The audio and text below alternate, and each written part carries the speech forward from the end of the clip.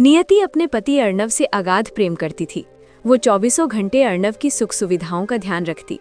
अर्णव की भी अब ये आदत बन चुकी थी कि वो अपने छोटे से छोटे काम के लिए नियति पर निर्भर था। नियति, मेरे जूते कहाँ हैं? और ये जुराबें भी नहीं मिल रही हैं। अरे भाई, कितनी देर लगाओगे किचन में? जल्दी आओ, मुझे ऑफिस के लिए देर हो रही है। अर्णव ने बेडरूम से आवाज लगाई। बस आ गई, ये लीजिए आपके जूते जुराब और ये रहा आपका लंच बॉक्स। अरे, आपकी टाई तो देखिए बिल्कुल टेढ़ी है, इधर आइए मैं ठीक कर देती हूँ। जब अर्णव ऑफिस चला जाता तो नियति पूरे घर को सहेजने में लग जाती। एक दिन अचानक सीढ़ियों से उतरते समय नियति का पैर फिसल गया और वो गिर पड़ी। वो दर्द से कराह उठी। आह, मेरा हाथ, बहुत तेज दर्द हो रहा है। दर्द इतना बढ़ गया कि अर्णव उसे अस्पताल ले गया। डॉक्टर ने बताया कि नियति के हाथ में फ्रैक्चर है और 3 महीने के लिए प्लास्टर चढ़ाना होगा। घर आकर अर्णव ने कोशिश की कि वो कुछ मदद करे। उसने कहा, तुम आराम करो, मैं चाय बनाता हूँ। लेकिन जैसे ही उसने गैस चलाई और नियति को दवाई देने गया, रसोई से जलने की बू आने लगी। अर्णव चिल्लाया, अरे यार नियति, देखो ये सारा दूध जल गया, लगता है आज चाय बाहर से ही मंगवानी पड़ेगी। नियति, तुम इतना काम कैसे कर लेती हो? ये सब मेरे बस का नहीं है। मैं आज ही किसी काम वाली को रख लेता हूँ। कल समीर बता रहा था कि एक लड़की को काम की सख्त जरूरत है।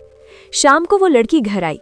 नियति ने उससे कहा, देखो मेरा हाथ फ्रैक्चर हो गया है, जब तक मैं ठीक नहीं होती तुम्हें घर का सारा काम संभालना होगा। लड़की ने सिर झुकाकर कहा, जी मेम साहब, मैं सब कर लूंगी, मेरा नाम माया है।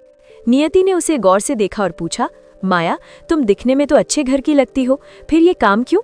माया ने उदास चेहरा बनाकर कहा, क्या बताओ मेम साहब, गरीबी इंसान से क्या कुछ नहीं कराती। मेरी सौतेली माँ मुझे जबरदस्ती काम पर भेजती है। अर्णव पास ही खड़ा माया की सुंदरता को निहार रहा था। उसके मन में विचार आया, इतनी रूपवती लड़की को तो महलों की रानी होना चाहिए था, ये काम वाली कैसे बन गई?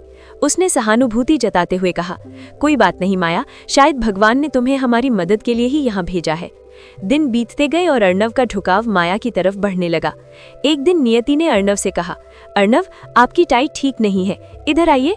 पर नियति से पहले माया आगे बढ़ गई और बोली, मेम साहब, आपका हाथ तो ठीक नहीं है, मैं पहना देती हूँ। जैसे ही माया अर्णव की टाई बांधने लगी, अर्णव उसकी आंखों में खो गया। माया ने भी उसे एक तिरछी नजर से देखा। नियति को कुछ अजीब लगा। उसने बात काटते हुए कहा, छोड़ो माया, शाम को अर्णव के कुछ दोस्त आ रहे हैं, तुम पकौड़े बना देना, बाकी नाश्ता मैं बाहर से मंगवा लूंगी। शाम को समीर और अन्य दोस्त आए। नियति गेस्ट रूम में बैठकर उनसे बातें कर रही थी। अर्णव ने कहा, आप लोग बैठिए, मैं किचन से नाश्ता लेकर आता हूँ। किचन में माया प्याज काट रही थी। अचानक चाकू उसकी उंगली पर लग गया और खून निकलने लगा। अर्णव घबरा गया और उसका हाथ पकड़कर बोला, माया, ये क्या किया? तुम अपना ध्यान क्यों नहीं रखती? मुझे बहुत फर्क पड़ता है माया, सच कहूँ तो मैं तुम्हारी तरफ खिंचे चला आ रहा हूँ, मुझे तुमसे प्यार हो गया है। माया ने धीरे से कहा, साहब, मैं तो हमेशा आपकी परछाई बनकर रहना चाहती हूँ, लेकिन अभी आप नाश्ता ले जाइए, कहीं मेम साहब ना आ जाएं।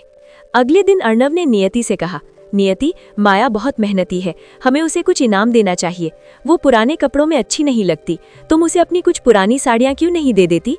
नियति ने अपनी कुछ पुरानी साड़ियाँ निकाल दी, जिनमें एक लाल रंग की खूबसूरत साड़ी भी थी। अगले दिन माया ने वही लाल साड़ी पहनी। शाम के धुंधलेके में अर्णव ने उसे पीछे से बाहों में भर लिया और बोला, तुम इस साड़ी में बिल्कुल नई दुल्हन जैसी हसीन लग रही हो। तभी नियति वहां आ गई। अर्णव हड़बड़ाकर पीछे हटा और बहाना बनाने लगा, ओह नियति, तुम, मुझे लगा तुम हो। माया ने तुम्हारी साड़ी पहनी थी तो मुझे गलत फहमी हो गई, मुझे माफ कर दो। उस वक्त तो बात दब गई, लेकिन अर्णव और माया की नजदीकियां बढ़ती गईं। अर्णव ने अब नियति को तलाक देने का मन बना लिया था। माया ने अर्णव को उकसाया, अर्णव, अगर आप नियति को तलाक देंगे तो वो आधी जायदाद मांग लेगी। आप अपनी सारी प्रॉपर्टी मेरे नाम कर दीजिए, जब आपके पास कुछ होगा ही नहीं तो वो कुछ दावा नहीं कर पाएगी।